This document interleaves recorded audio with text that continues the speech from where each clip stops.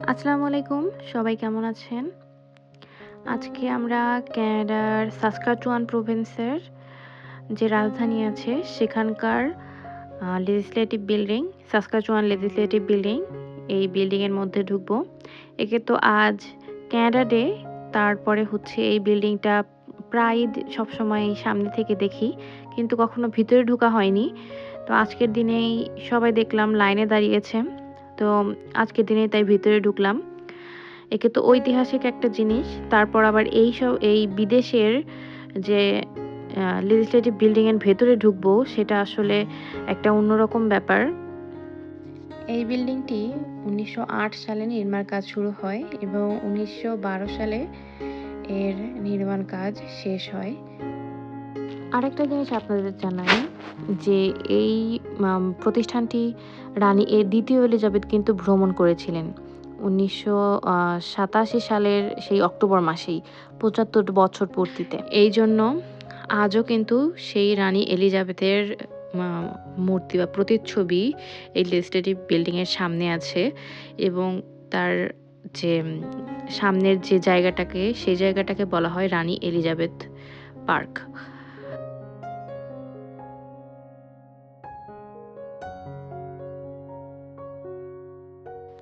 এই হচ্ছে সেই বিশাল বড় গম্বুজ যেটা বাইরে থেকে খুবই সুন্দর দেখা যায়। আর এর ভেতরটা কিন্তু ভালোই সুন্দর। সেই এত বছর আগে করেছে, তার কাজ আ খুবই সুন্দর লাগছিল।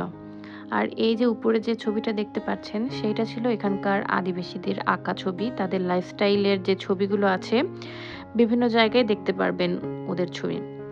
এটা হচ্ছে এই লেজিসলেটিভ বিল্ডিং এর ভেতরে যেখানে মন্ত্রিসভা গঠিত হয়, এখনো কিন্তু এখানে হয়। ওই যে ছবিটা দেখতে পাচ্ছেন সেটাই হচ্ছে রানী এলিজাবেথের ছবি। এখন দেখতে পাচ্ছেন এটা হচ্ছে জেফ্রি টেইলরের একটা ভেইজ। এখানে প্রত্যেকটা আইটেমের সাথে তার ইতিহাস, যে কত সালে এটা কিভাবে তৈরি করা হয়েছে, সবকিছু লেখা আছে। সবকিছু এখানে সবকিছু লেখা থাকে যাতে বুঝতে পারেন যে এগুলো কিভাবে তৈরি করা হয়েছে, যার কারিগর কে। সেই এত আগে থেকে এই জিনিসগুলো আছে। আর এখানে হচ্ছে ক্যানাডার যে আদিবাসী তাদের জীবনযাত্রা এইখানে যে কেমন, সেই সম্পর্কে তাদের ছবি, সে ওয়াইল্ড লাইফ সবকিছু এখানে এই ছবিগুলোতে ছিল।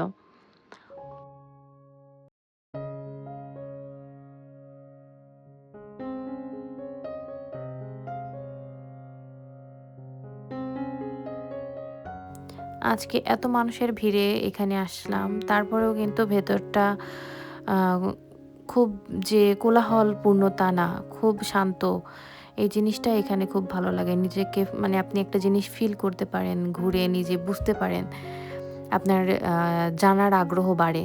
বেশি কোলাহলে জাস্ট দেখে কয়েকটা ছবি তুলে চলে গেলাম, এরকমই হয়।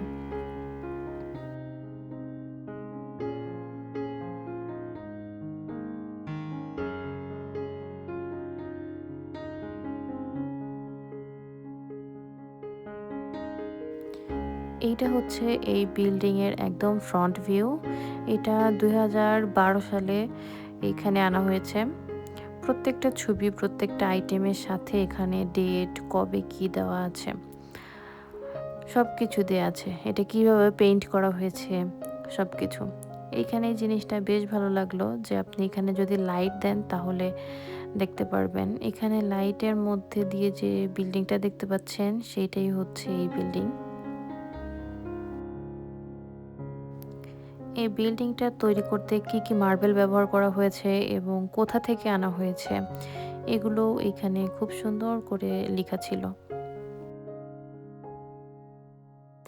আর এখন যে দেখতে পাচ্ছেন এগুলো সেই আগে যখন প্রতিষ্ঠিত হয়েছিল তখনকার সেই কোকা-কোলা বা বিভিন্ন জিনিসপত্র, চিঠি সব ছিল। এখানে সবগুলোর সাথেই কিন্তু এর ডেসক্রিপশন হিসেবে সবকিছু লিখে দেওয়া ছিল। এভাবে কিন্তু সবকিছুর সাথে যদি লিখে দেওয়া হয় আমরা কিন্তু জানতে পারি ইতিহাস সম্পর্কে। আর ইতিহাস সম্পর্কে কিন্তু আমাদের জানার আগ্রহটাও এভাবে বাড়ে।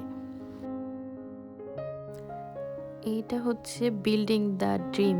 এই ডোমটা কিভাবে বানানো হয়েছে, এখানে কার প্রতিচ্ছবি, এখানে Montreal, Toronto, Ottawa, new York সবকিছুর মানে মিক্স করে কার কিভাবে বানাবে, কতজন মানুষ মিলেই এটা বানিয়েছে সবকিছু এখানে ছিল।